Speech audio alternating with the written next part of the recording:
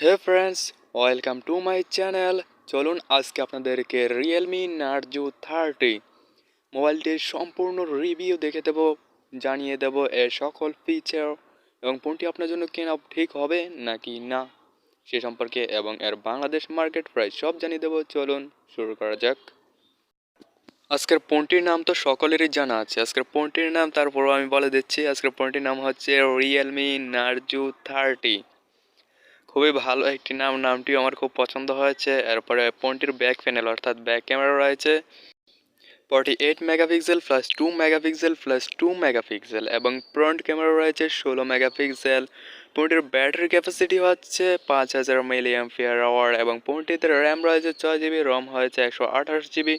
Processor হিসেবে ব্যবহার করা হয়েছে octa-core 2.05 GHz এবং ফোনটিতে চিপসেট রয়েছে MediaTek Helio G95।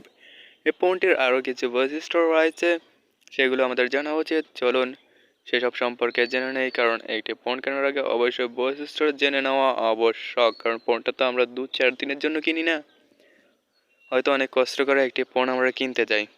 তো চলুন বাকি বৈশিষ্ট্যগুলো দেখিয়ে দেওয়া যাক।